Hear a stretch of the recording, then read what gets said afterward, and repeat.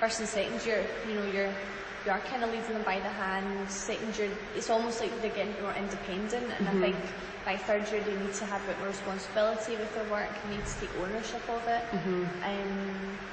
And I think it's difficult, especially with that class, because there's 15 of them, to get around them individually is really, really difficult.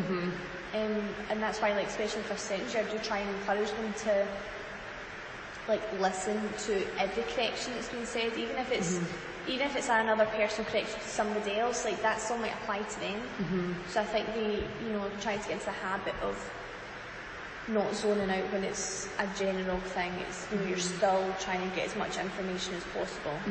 So that's very important for obviously you as teachers to sort of make sure that they know that, and the early stages. So are you told that at the beginning? I do try. I mean, the thing is, I think sometimes you're saying all the information to them, and it does just go over their head half the time. They don't actually understand, or they realise, like, every year when I do the second years, and every year group has it, there's always one class where it's a bit of a shakes the system, because I always say, once this stuff's taught, you need to take responsibility, you need to go away, you need to practice it, you need to make sure that you know what you're doing, so the next time you come back, we don't have to go back to the beginning and reteach. And so also that happened recently, that they came in, they didn't go away, they didn't practice, they just thought they could drop it once a week and they'll be fine.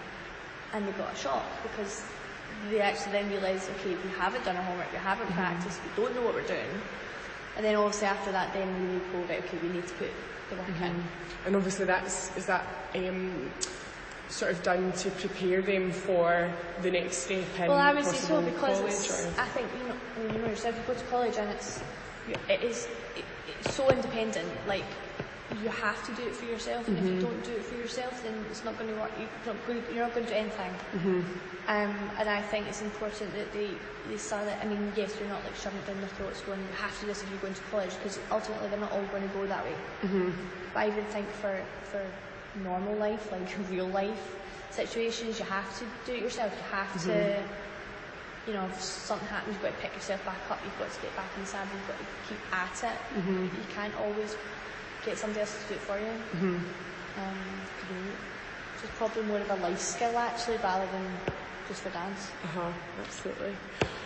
Great. So what makes a class a technique class for you?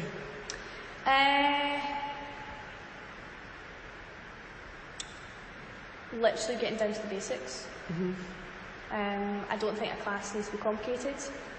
I don't think a class needs to have, I mean, obviously if you're just focusing on technique, it should be simple, it shouldn't be complicated. Even just having a certain focus. Like, because the problem is you see them do a class, an exercise maybe, and you're like, oh gosh, they need to do X, Y, Z, it's like so much stuff they need to fix.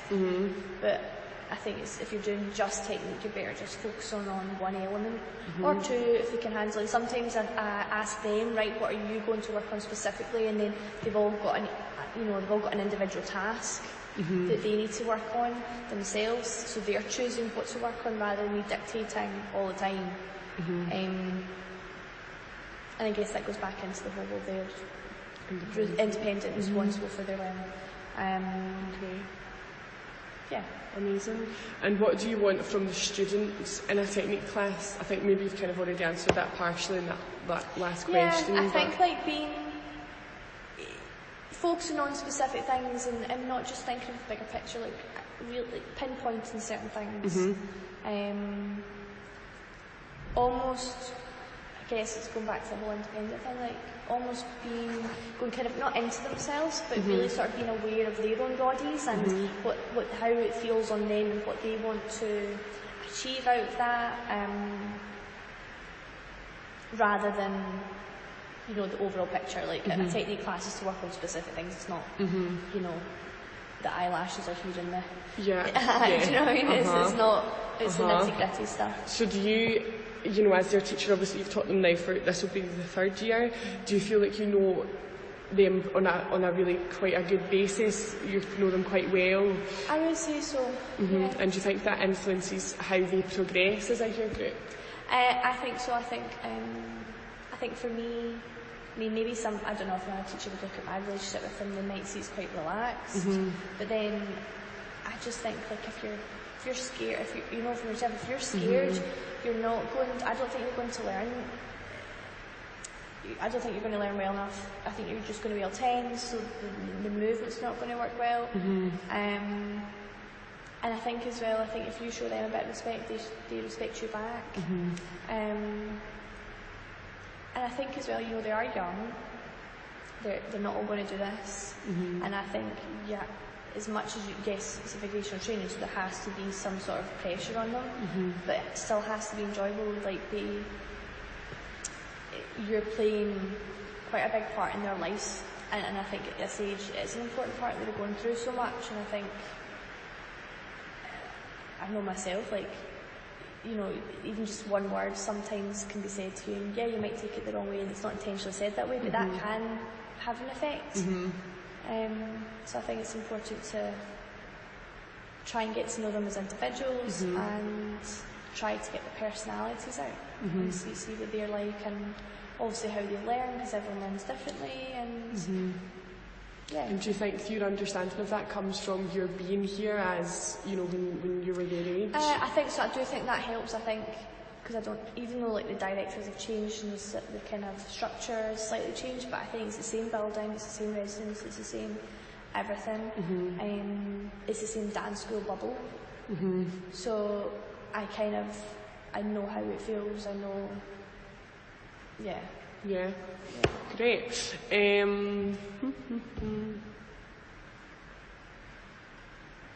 Okay.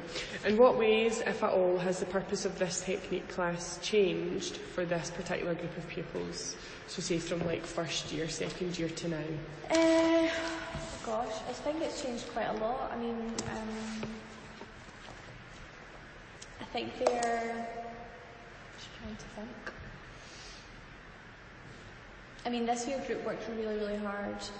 I think again, it's a big year group. But I think they're really quite good at working independently, and they seem quite involved all the time, like they're in the room with you. I think they work hard all the time. Obviously, I mean, not all the time, but you know, they're pretty consistent.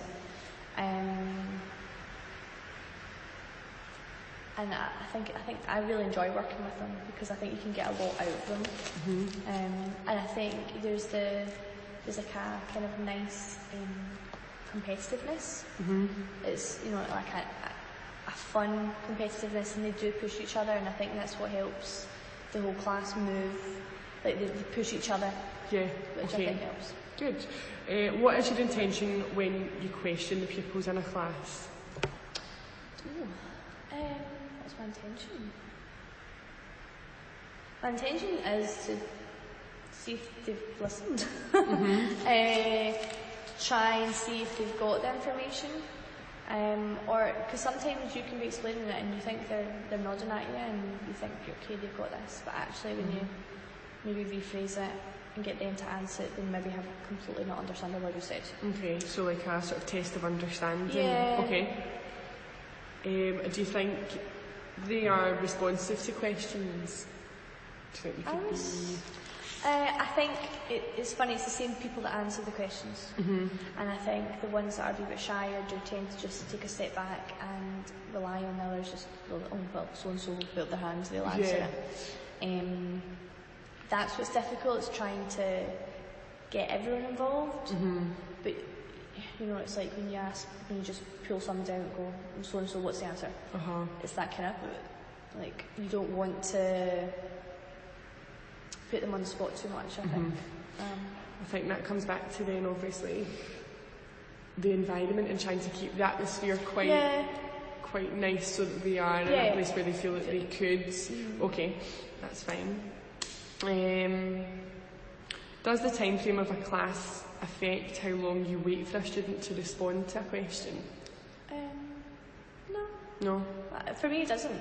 Like, I'd rather, if that meant that we couldn't spend a certain amount of time with something else, it doesn't bother me.